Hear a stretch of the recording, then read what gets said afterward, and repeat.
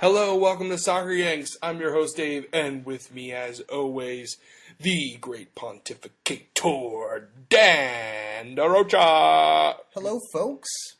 And beautiful game from the American perspective. That's what we're doing tonight. Again. Again and again and again. I'm taking an MCing class, so that's what that was all about.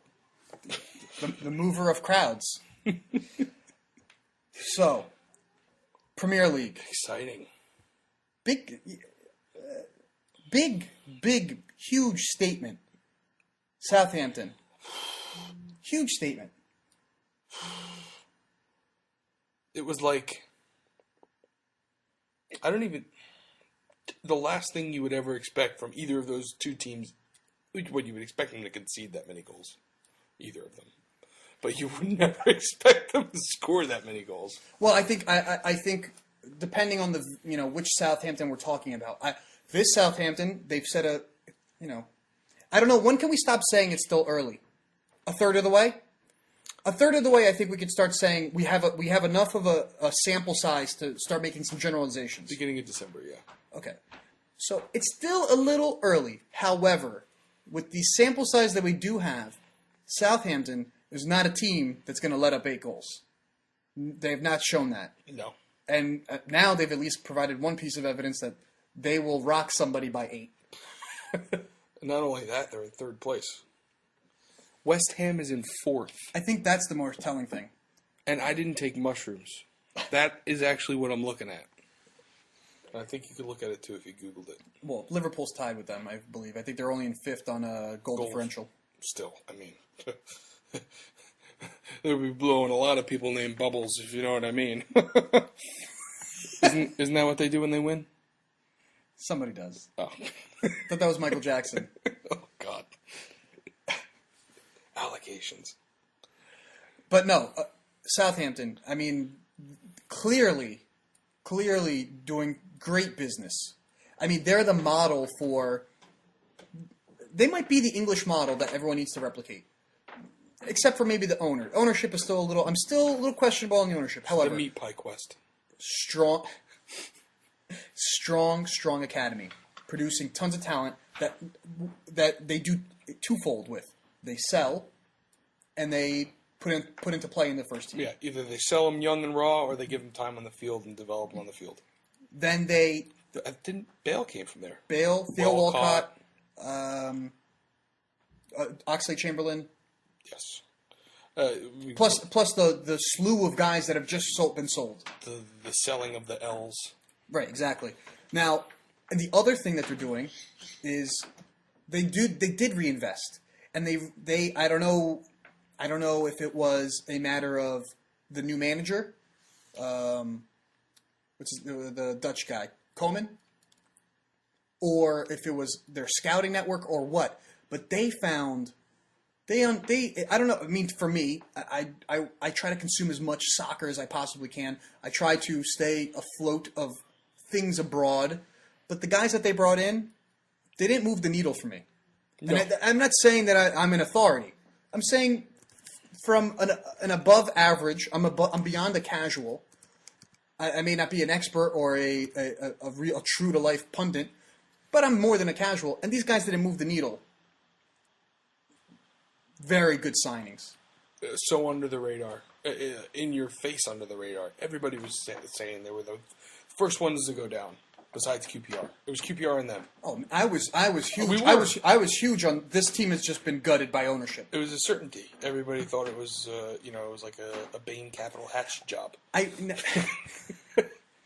make it political. What I find interesting is I wonder if this is a one and done, in the sense that the players are maybe living off of that. They're using the fuel of everyone writing them off, because they're playing at a very similar level that they were last season. I mean, last season they had some issues finishing out some matches. They started a lot of matches strong, and they would end up conceding leads or ending up drawing or losing late in matches.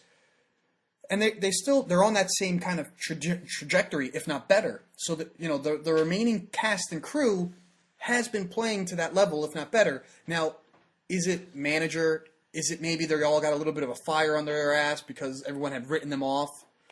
You know what else it might be? I'm taking a negative approach to this.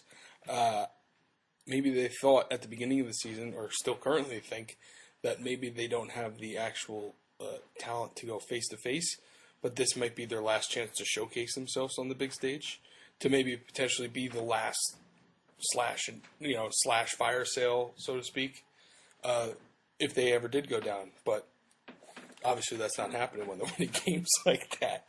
So they're making their case to stay up. They're staying there, though. I mean, that is interesting that this is like a comedian showcase. Like, I got to get up there and I got to do my last song and dance, or the TV execs are watching. Yeah, or it's like like a major league kind of thing. Right. It's pretty good. It's possible. I mean, I'm not going to rule it out. I know Schneiderlin was not happy that he wasn't sold. Yeah, he wanted out. So he might be from the same kind of thing where he thinks, well, he may have been thinking just like everyone else, like, oh, great, all the best guys on this team are gone. He was reading the newspaper. Actually, you know what I forgot about? They still have Rodriguez. Yeah. That's still injured, I believe. Right? I don't think he's back yet. Oh. That's going to be an interesting addition to the club It's as like well. having a whole other signing. Oh, yes. I don't know if you were taking a dig at me or not, but I'm just going to ignore it. Oh, I didn't. I'm sorry. I didn't mean to. But yeah, no, it's a. I'm happy for Southampton, their fans, because I could imagine in August they were all reeling like, oh god, and now I don't care who you're playing against. If it's your team scores 8 in a Premier League game, you're gonna remember that for the rest of your life. Yeah, that's big. 8 is big. 8 is big. So, what do you think's more surprising, that or Alan Pardew still having a job, even though he came off a win? It was against Leicester. I still think Southampton is a bigger surprise. I do, but because Pardew does have in his favor, I would say, much as Arsene Wenger has longevity. You think it's that, or you think Pardew has photographs of the ownership in compromising positions? Probably there could be a hint of that. Could be maybe some like eyes wide shut. Maybe scene. He's got somebody doing a bump. He's got a photo of somebody. Nothing so bad. He hacked to Snapchat. Not having sex with like a corpse. So nothing like no necrophilia. Yeah. But maybe he's like, oh, I got a guy doing a bump. I got a photo of somebody, like not the top guy, like a VP or something. Yes, there's something there. There's something going on behind the closed doors. Newcastle's going down. I think if they go down, I think it becomes very easy for them to get rid of him. Oh yeah. I mean, now the real question is, do they give him a window? Do they give him a transfer window to sell more players, or do they get rid of him by mid-year and give somebody else a chance to keep them in the top flight? Maybe they do a fire sale, clear out payroll for the window. I mean, they don't need him to do that though. They can do that with the next person. Yeah, absolutely. But the problem, this is the issue. Everyone always talks about, all right, new guy comes in, he's going to bring his new system, he's going to bring some guys, he's going to, gut the team. When you gut a team, it takes a while to come back. It takes a while. I mean, you look at, and I think we'll get on this, but Tottenham suffered from that, and they're only now kind of getting out of adding 9 guys to a squad. Liverpool, I think, is suffering from that also. I mean, they're suffering. They have other issues that they're suffering, but they also have a lot of new faces, and I think the chemistry isn't quite there. The understanding isn't quite there. They haven't bought into the system yet. Now, you bring in a new guy. Now, he brings a brand new system, so everyone's learning a new system, new way of doing things, new way of practicing, new way of his management style, tactics, etc., etc. And he also gets free reign to bring in, I mean, does Newcastle have the ability to bring in 7, 8, 9 guys? No. So the only reason Tottenham did was because they sold Bale. No, I know, yes. Yeah. So I don't think they're going to have, I'm not sure that maybe is a non-issue, maybe perhaps for Newcastle. But I think the issue is they need to get out of that relegation zone, and Pardew's got to do something. He's got to do something about it. He's got to get these guys fired up. It's crazy. Crazy stuff going on up there in Jordanland. So, the Liverpool game was quite a thriller towards the end. Yeah, but let's go right into Liverpool, shall we? Now, they're grasping at straws at this point. Yeah, they're in trouble. The 3 points they got. Today, our compatriots, fellow Soccer Yank contributors, the guys from Carefree Blues, the other podcast that we have on this network, Amity and Kyle. We were tweeting after the Arsenal match during Champions League, and Amity reminded me that a win is a win is a win is a win is a win, right? So I get it. Liverpool won, but man, you don't feel very good.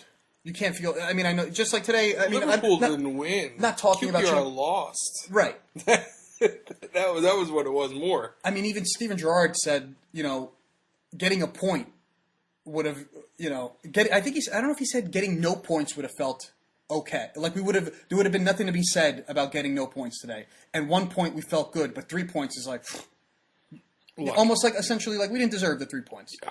We didn't deserve it. We didn't play well enough. I don't know who, I retweeted it and I apologize. It's not my line, but one of the best lines I heard from Twitter was, at least Sterling was smart enough to realize just pass it at QPR and they'll score for you. Because 2 own goals, man. 2 own goals. Caulker cannot be... I'm sure he's having trouble looking in the mirror right now. Because that last one, that just killed. That just... Square in the middle. He just killed his club there. He killed his fan base. He killed his teammates. They worked so hard to get back into that match. That's gotta suck. I couldn't believe that back and forth that last 10 minutes. Boom, boom, boom, boom, boom, boom. Mario Balotelli is not living up. He's not living up to. I'll tell you what. He's at 16 million. That everyone thought it was a steal. Right now, I'm kind of feeling Overpaid. a little overpriced. From what he's produced so far, yeah. He's produced so far. I don't think that's the type of Champions League caliber footballers that you attract to a Champions League caliber club. If that's what your medal you want to hold up is that's the guy I'm bringing. I'm going to still... I said this in several podcasts ago. I believe that Mario Balotelli was forced onto Brendan Rodgers by management. I do not believe he wanted him. You think they wanted another bad boy to replace Suarez? I don't think that they wanted a bad boy. I think they wanted a guy that is considered to be a top striker in the world. And Balotelli has a market. He has a marketing thing. There's a marketing value there. Everyone knows Mario Balotelli. Mm-hmm. He gets his name in the media. Bad press, good press. He's there. It's press. People talk about him. He has shown brilliance. The guy has turned on some amazing stuff. So, because the only reason I'm saying that it was forced onto Brendan Rodgers is because several weeks prior he said we don't want him. We're not in the market for him. We don't want him. So I kind of feel like he became available again. Arsenal passed on him. There was another club that passed on him. I forget who. And Liverpool got back into it. And I think maybe he looked at his options. Maybe it wasn't completely forced, but maybe it was like lesser of two evils. Like don't sign this guy, sign Remy. The Remy thing fell through too, very oddly. He failed the medical at Liverpool, but he passed one at Chelsea. Again, Chelsea with the magic medical team. That lady, man. It's her spray. It's the magic spray. Hers is extra magic. It's pheromones. No, but again, you know what I mean? Something funny happened there that I think failing a medical is a good way to get out of. A good way of getting out of a deal that you don't want to, that maybe you didn't really want to begin with. It's a good out. So there's that whole thing. We'll never know really what happened until maybe one day we'll find out after the fact. But Balotelli's not working out. He's not the kind of guy. The problem is they're trying to replace Suarez, and you can't. You can't replace one in a million. He's in his own class. You can't. Yeah, he's crazy. As crazy, and all the problems he caused. What he did on the field, especially against. I still want him on my team. Well, especially against teams 5 through 20, he beat the snot out of them. It gave Liverpool that security blanket that even if their defense wasn't on point that day, he can find something. You're going to put 3 or 4 in. We're going to figure out a way. And if he wasn't scoring them, he was assisting them. Or making space to assist. He was involved in the goal creation. Balotelli just goes lost. He does one thing. Get it to me, and I get it there. He doesn't. He might do a back heel flip if he thinks that it's convenient enough and it might work, but they always come off wrong. Well, I think that's the thing. If he had been scoring some of these, I mean, he had a ball that was cut back to him, and he just launched it like 20 feet over the bar. Oh, he has his own Torres gif. So he's missing a lot of stuff. So maybe if he finds his form, he starts hitting. Maybe this conversation goes away or changes tone. It could be it too. It could be if he's in a new system. He is coming back to the EPL. He had it easy in the Serie A, not as physical. What do you think about Sterling? I love Sterling. I want him on my team. I don't want him playing against me. Same thing with that's the type of player Suarez was. He makes things happen. He can He's like drive at defenses. He's lightning. He runs. You could pick him out if you get like fuzzy eyed or if you start losing your vision based on his movement. Looking at the screen, you know exactly where Sterling is. He runs like a wire, straight behind a line. He can just pop right behind the line and cross it, finish it, and then he'll dance with the ball between his feet, take a defender out of his shoes. Early crosses, he's unbelievable. But he's got way too much pressure on him right now. His workload. Being a young Englishman. He's a 19-year-old Englishman. Not only every newspaper article on the back page is about him or Rooney, mostly about him now because of all the crap that Hodgson started. He's starting every game for Hodgson, playing the full games. He's doing the same thing with Liverpool, giving 1,000% for them. He's going to get burnt out. It's only the 3rd month. And he played a World Cup. Didn't go far, but he played. No, but this is the dilemma with young Englishmen. The lights are bright. They're all the next Messi, or not necessarily the next Messi, but they all have that pressure that they're the next, the prodigy, the next hope. The spirit of '66. You can kill him. You're gonna kill him before he even has a chance to break out. And he's unbelievable, but he's still raw, and he's unbelievable. Likelihood that I think he just signed he re-upped a new contract. But I believe, and I think this is a tactical move by most clubs, what you do is you re-up their contract, you get them paid so they're not totally unhappy throughout the rest of the season, you build in a bigger buyout number, and potentially you get a longer contract that you can use that as a bargaining chip against the player. Like I got you for 4 or 5 years. You know what I mean? So I think that's I don't. Suarez signed a new deal last year, and then he was gone in the summertime. They renegotiate all the time. It's good. So I don't buy that. Oh, they've locked him up. I have a feeling that Sterling, especially if he puts in another great year, Liverpool will have a tough time holding on to him. Maybe one more year after, and that's about it. I think. Yeah. No, I agree teams like Barcelona and Real Madrid and. I don't know. I don't know him enough to say he will go to, or vice versa, if Liverpool would allow him to go somewhere else in the Premier League. But Manchester City or Chelsea, United would take him in a heartbeat. I don't care if he's from Liverpool. I don't know how that. Well, those. There they is wouldn't some sell other, directly to him. There's some other intricacies there, yes, but. He's going to be a commodity. He's going to be a commodity. Welbeck would have went to Arsenal though. Nobody. Direct. Nobody. For that cheap. I really do believe that's SAF Wenger. You effing owe me, bro. For what? For RVP. Oh. I basically handed you a title. It wasn't too cheap. It was a fair price, but bail you out. Go make a phone call back at United and make it happen for me. Thank you. They were together that day. Oh. They were together that day in Italy at the thing that everyone's like, it's the final day and Wenger's out playing referee for some charity match, whatever. I think he was involved in some charity match. Well back. And he's like, I think he got on the plane knowing like it's already done. Let's talk about United. Yeah. Let's talk. I love that GIF you sent me. Which one? That's the Rafa gonna Rafa. Oh, Because that's shouting? such a pickup game thing. That's such a Brazilian pickup. I play with, no offense, I play with a lot of Brazilians in pickup soccer. All right, it's something I do sometimes. Give it a little shout, just as the guy's gonna shit. I also always ask for the ball for the other team. I'm open. Yeah, I do. Yeah, defense is very porous, as you would expect, having as many injuries and young people. I think, And new faces altogether. I think that's the real issue. So it's they're working together for the first time. what's the most important. The defensive pairing is probably the most important pairing on the field. You know, the consistency on that back line. They're never the same pairs. They haven't been the same. Same pairs. thing that United suffered with last year. Yeah. Moyes had 20 different combinations across the back four. This time, it was Rojo and Phil Jones, which I think at the back two were great, but the goal that led up. The first goal was because Luke Shaw went too far forward, which again, it's his first game back. He's not used to the system. He's not used to who's behind. But it's a 4-3-3 now, right? It's a 4-3-3. There's no 3 at the back anymore.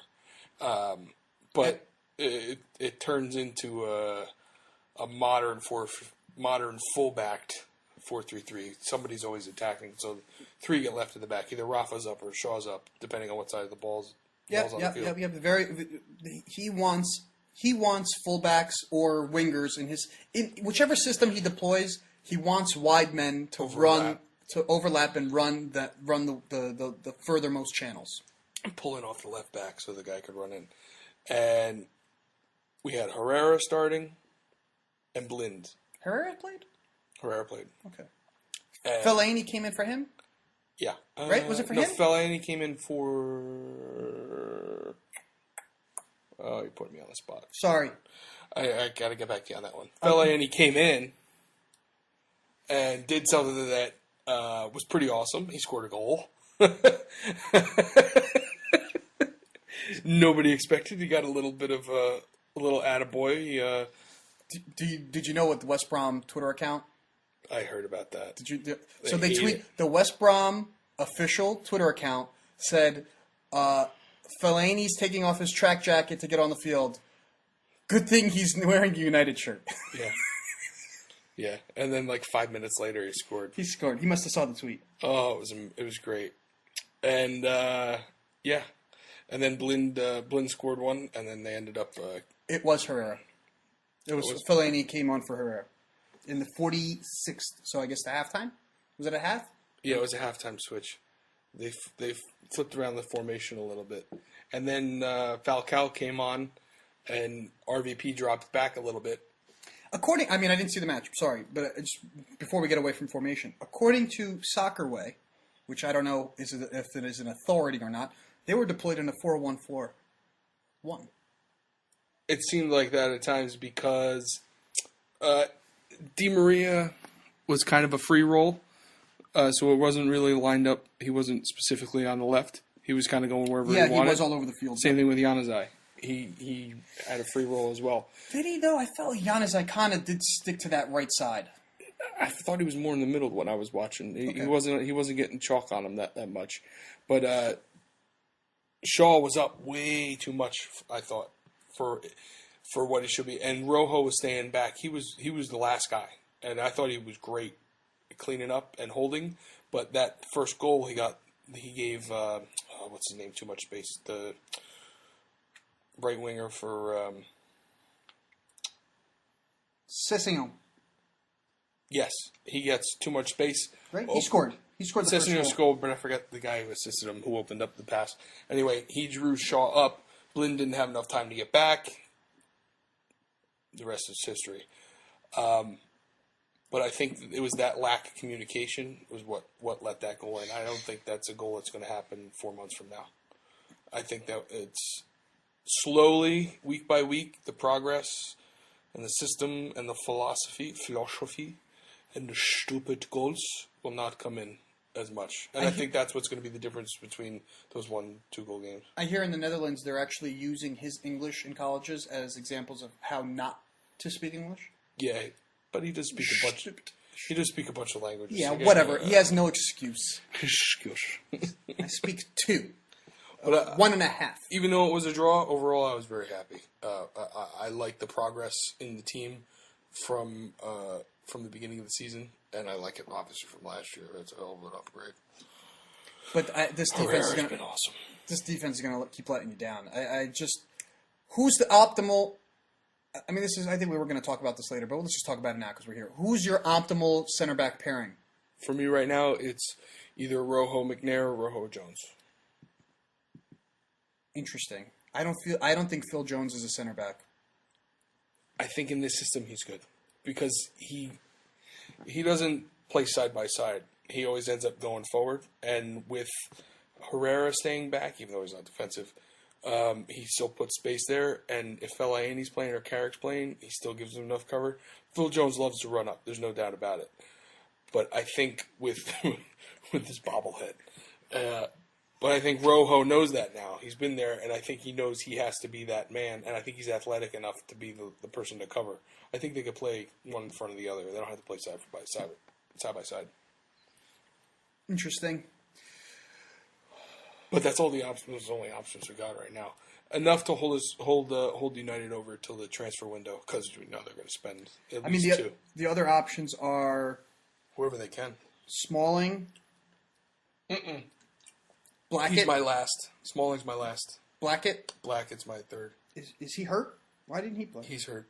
Or he had a red card and then Shaw came back. And then he got dropped. He got dropped back to the young guys. What are the other options here? Paddy McNair. Patty fucking Evans. McNair. And Evans. Johnny Evans. Still. For this system. Interesting. I don't know. I mean, Phil Jones is the guy that gets deployed all over the field. He does yeoman's work. You know what I mean? He'll do. What do you want? What do you want, boss? Yeah. Okay, I'll do it. But I just don't feel that he is center back material. I don't know. I just feel that it's because of, and I know I listen. I hear what you're saying that he wouldn't necessarily be the last man back kind of center back. He'd be the guy that attacks the ball and Rojo sweeps up. The pressure guy. Right. I just feel like he's a little too reckless. Reckless is it reckless? I guess yes. I guess it is reckless. Undisciplined. Maybe undisciplined. I don't know. You know, he's a little too fired up. You know, he's like, I gotta get up into that action in the moment. He's like, yeah, I'm gonna get in there. Get a touch. Like I hear you. You know, but if that's for me, those are the only problems that exist right now. Yeah, the back line. It's a big problem. It's a huge problem. It's a huge problem because if you're going to have to score, you know, even though you have a high-powered machine up front, you don't want to have to make them score 3 goals every game to win. Or to have them back on the other side defending. You know, actually, we didn't talk about this, but Mata. Man, they're not a great game for Mata. No, he was playing. It almost seemed like he was pressured out. He couldn't get past the halfway line. He was trying to link up with Herrera. I think he was relying on Herrera to open him up, but he wasn't running. He wasn't making his runs. He was trying to hold and dictate as opposed to make space and move, which is what he usually did. He seemed more neutral. Whenever he received the ball, he would stand. I don't know what that was about. He's unhappy. You think? I think Juan Mata's going to leave Manchester United. I don't think he's again. I don't think he's being deployed where he like he likes to be deployed as a creative forward midfielder. You know, kind of a pivotal role on the team. I think his role, especially with Di Maria out there, has become very diminished. He's a piece. He doesn't want to be a piece. He wants to be a chunk. You know, I mean, I don't know. It seems like the Spanish brotherhood over there is. There's a lot of love in that core. The De Gea, the Herrera, the Mata. At least on Instagram. I just want to hang out with them. I just want to have some jambon. Some cold soup. Gazpacho. But yeah, that's what I got for United. Those are my solutions. I got more. I just feel like a big question mark. It's a big question mark. I mean, they're sitting okay on the table. It's doing fine, but they haven't. This weekend, we'll see. Chelsea. It's you put to work. A proper test. You put to work. A proper test, yes. So what do you got for the Gunners? Oh, man. Arsene Wenger has deployed this year a 4-1-4-1, and it's infuriating everybody, most people. And so the logic behind it, from what I understand, from what I've read and what I've come to believe, is that Wenger saw how much he suffered in a 4-2-3-1 when that middle player, like an Ozil or a Ramsey, when you're box to box player and you're a center attacking midfielder, your creative mind, when they got hurt and you didn't have real replacements for them, how badly the team suffered in a 4-2-3-1. So I think he wanted to get away from that reliance. So a 4-1-4-1 with those four midfielders, especially the way that it's very fluid. I mean, everyone's like, oh, well, Ozil plays out on the left. Well, when you watch the match, the four guys across the middle, okay, they start off a certain way, and when they defend, they go into that. When they come back, they do go back into that kind of shape. But when they're going forward, it goes back into maybe like a 4-3-3, or not necessarily, maybe even something a little bit more amoeba-like, which is all fine and good on paper. However, with the 4-1-4-1, from how I understand that formation, it's a possession and high press kind of formation. So when Arsenal loses the ball, I think they need the point of it is to press high and win the ball back in an advantageous position, especially now because you have four midfielders that are going to be amoeba-like and be able to move to where they're needed. Arsenal is not doing that. They look a little lost. Not a little lost. They look lost. They look like they don't know what they're doing. I feel like Wenger is doing the quote-unquote necessary evil of making the team suffer to implement this new system in the long view, for the long view in mind, and saying in the short term it's going to be tough, but we need to do it. There's a couple of parts that hurt. The parts that hurt. One, the two times that they deployed in a 4-2-3-1 this year, the goals were banged in. It was boom, boom, boom, boom. Those all the match that Ozil broke out in the Champions League, and I think there was one other one. When they walk it in. Yeah, they were playing Ozil in the middle, 4-2-3-1 essentially. That's what he played in Madrid. Right. So that doesn't make people feel better about 4-1-4-1. The other part of it is everyone was so there was hard-ons left and right that we were going to be so fast going forward. You know, especially Danny Welbeck, Theo Walcott's coming back, Alexis Sanchez, everyone, the whole thing, and the other midfielders are not slouches. I mean, Ramsey's pretty decent speed, Wilshere's pretty decent speed. Everyone, the pipe dream was like Ozil releasing these guys on lightning fast counters. Well, because we're not pressing high, we're not getting the ball in a situation where you're going to be able to release runners. We're winning the ball in the back, and we're playing possession. And the way that we play, we're squeezing like 18 guys into the final third of the field. And Arsenal has not been. It's not only that. Not only is it too crowded with the other team that's playing. Most other teams are providing a very rigid defensive structure against Arsenal. Their own players are occupying too much space. There's nowhere to move. There's no movement whatsoever, and it's just pass the ball around the perimeter. It's not working. It's not working. And on defense, the defensive woes, aside from the fact we have a center back issue, where right now we're playing Monreal as a center back because Koscielny's hurt, and Chambers is playing on the right because Debuchy got hurt. So, Chambers and Monreal Chambers really was the backup center back, but he also plays right back. So he's in for Debuchy. Monreal's a left back. Monreal's a left back, but he's all preseason. Wenger has been played him at center back, knowing, I think, that he was thin at center back. So he's been filling in. Thank God. If we get another injury, if Gibbs gets hurt, I don't know what we do. Then we move Chambers to the middle, and we bring up Hector Bellerin from the reserve team. It's not even Christmas yet. Right. So defensive issues are a problem. And again, they look lost because Arsenal is still dominating games. Chelsea aside, which I think Chelsea was an even match. I don't want to rehash that over again. But most matches, even in the draws, Arsenal's 60% possession, bulk of the passing, bulk of the possession.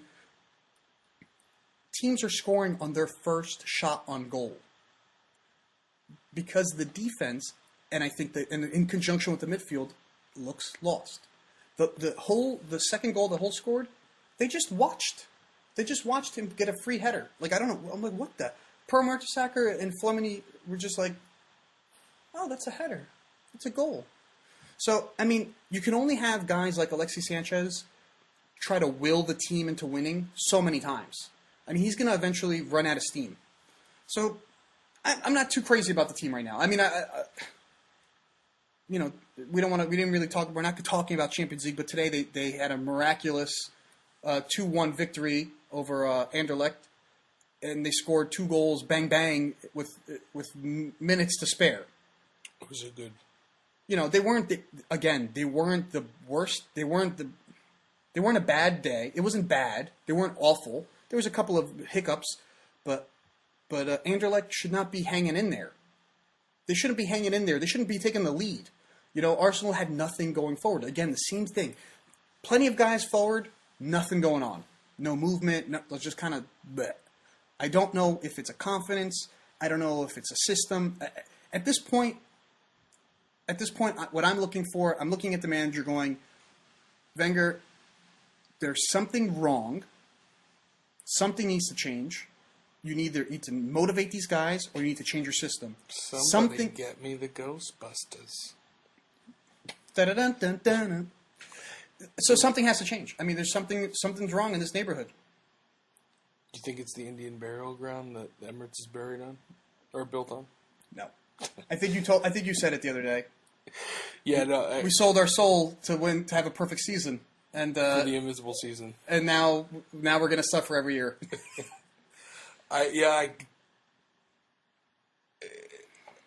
You almost have to laugh. I can't imagine. David Ospina, backup goalkeeper, 3 months, injured. I don't even know. It becomes almost laughable. It's comical almost. I don't even want to go on the internet anymore. I used to laugh. Now I just cringe. I'm like, oh, come on. It's not even fun anymore. No, it's not fun anymore. It's not. So what do we got coming up this weekend? Oh, I want to give credit to our fellow contributor Matt Hartley. He tweeted out. I tweeted out the other day, like, "Hey, we're getting ready for the podcast. Anything you guys want us to talk about?" And he trolled us, and he's like, "I would like to know where on the center back depth chart you are for your respective club." Thank you, Matt. I'm still last choice for Arsenal. I'm just above Johnny Evans. Chris Smalling, just below Johnny Evans. Working my way up. I'm actually still below a one-legged Debussy. No, I'm a striker. I don't play defense. All right, coming up this Saturday, we got the Hammers at City looking to get hammered. That's the first game. They're in 4th place. They're in 4th place. I would not put it past. Okay, maybe yeah. No, it's gonna be a tough one.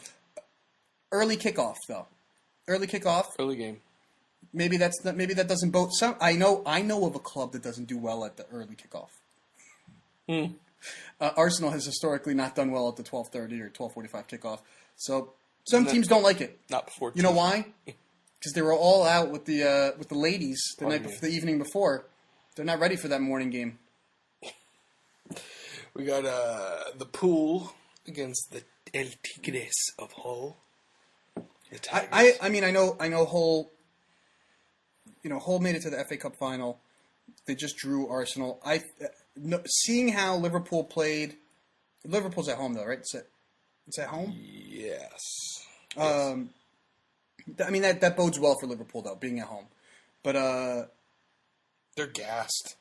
Today they played Madrid and they looked dead. After the 20th minute, they were pressing. They were doing good. And then that's the problem though. That is the other side effect of playing a high press. You run your team into the ground. They were done. By the 20th minute, they couldn't keep up. Madrid waited, and then boom, boom, boom. Liverpool Hull, for me, the Anfield edges it out. Liverpool's probably going to pull this out like a 2-1.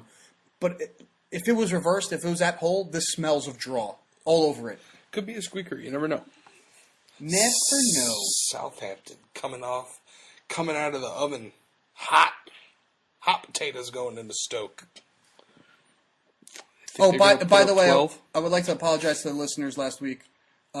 Dave was making a joke about getting Southampton and Sunderland confused, and then I named a Stoke player because because I get all three of those confused. It's the rule of S. I caught when I was listening back. I was like, I did not say that, did I? Oh my god.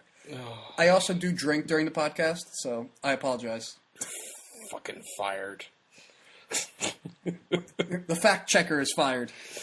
Sunderland versus the Gunners. Listen, Southampton, although they are in third place, banged 8 past them. Mm-hmm. Wait. So you're saying there's a chance? Yeah. No, the problem is that I think we're going to the Stadium of Light. It's hard playing. Or? We don't play well there. We don't play outstanding there. Who knows? Maybe this win today in the Champions League, this game they didn't deserve to win. Maybe they can lift some spirits. You know what I'd like to see? I'd like to see a little change of the lineup, Mr. Wenger. I would like to see Podolski out there. I want to see Joel Campbell get more of a run. Podolski should be starting, I think. He scored the winner today. In the front. Not on the left. In the front. You know what I want to see? Let's change it up. Let's go 4-4-2. Podolski, Welbeck up front. That'd be cool to see. I want to see it. I don't think Podolski could be a lone striker. That's why. Let's see. Let's see what happens. You got West Brom Albion against Crystal Palace and Swansea vs Leicester. I think those. Just kidding. You look like the goalie for Everton. I think both these matches, although you look at it and you go, I think they could be fun matches. Berarino for West Brom has been impressing the crap out of me.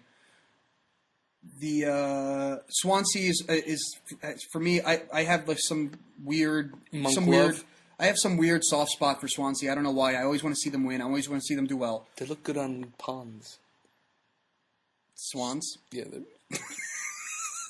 just quaint. They're just quaint. And it's also my favorite hotel at Disney. Because it's on... Forget it. Terrible jokes. I don't even know what hotel that is. The Swan. There's a Swan at Disney? The Swan and the Dolphin. Come on, man. At which Disney?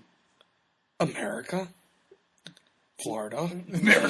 Florida? Florida, America. No, I thought it was the Swan. Floridian, the Polynesian, Mm-hmm. the Contemporary. Yes. That's it? The Swan and the Dolphins next to the ESPN thing on the... Oh, but that's not... Okay. It's one of the budget ones. It's one... Yeah, I stayed at a budget... I stayed at the Art of Animation this summer. That's another budget one. Highfalutin over here. Yeah, I have a cousin that went there and got bed bugs. I bet you even had Belgian waffles for breakfast, huh? There were American waffles. Freedom waffles. All right, we got Burnley versus Everton. That looks like it'll be not going to get up early for that one. Spurs and Newcastle, the two teams that I want to see lose. There's no winner for anybody. Yeah. There's no winner for that match. Can they both lose -1 each? And then the game I think of the weekend, no bias, United Chelsea, just because marquee. Well, I think it's a historically marquee match, and I think it will be. Now let's see what Manchester United. This is going to be the first real challenge, I think, for Manchester United. Yeah, this is when it starts. I want to see how that defense goes up against that buzzsaw of a Chelsea attack. Yeah, I think the only thing that United has in their favor is if Costa is still not playing. Mm-hmm. And Remy is injured. Remy got injured as well. Remy's injured from the Champions League game. Really? Today or yesterday? Yesterday. He left after he scored. Oh, wow. Who's the third striker for them now? Drogba? Is he back? Yeah, Drogba. Well, Drogba is a killer, though. I mean, he's... Not as much pace, but yeah, you got Hazard. What do you got to worry about pace? And Fabregas shredding freaking defenses apart. But I think there's going to be a lot of pressure. This is going to be a very high-pressure game for United. I think it's going to be very physical, and I think it's going to be very fun. All right. and one more match. QPR Villa. Oh, yeah. Villains. Roy Keane. He's going to be throwing his autobiography at people from the sideline. Read it! Read it! Look at my beard, read my book. I got another fuzzy story this week. All right, folks. Thank you for listening. And if you have any feedback, comments, questions, or if you have anything you would like to add for our next show, please email us, socceryanks@gmail.com. You can follow me on the Twitter at socceryankdave. And I am at SoccerYankDan. I really would like an email. I haven't got an email from anybody in a long time. I mean, I get work emails all the Except time. for Google Plus. I would love a Soccer Yank email. Even if it's just to say, hello, you suck. We'll take it. And then I will read your name out to our entire fan base. All tens of them. There are dozens of us. All tens of hundreds of tens. All right, folks. Thanks. See you next week. Good night. Bye.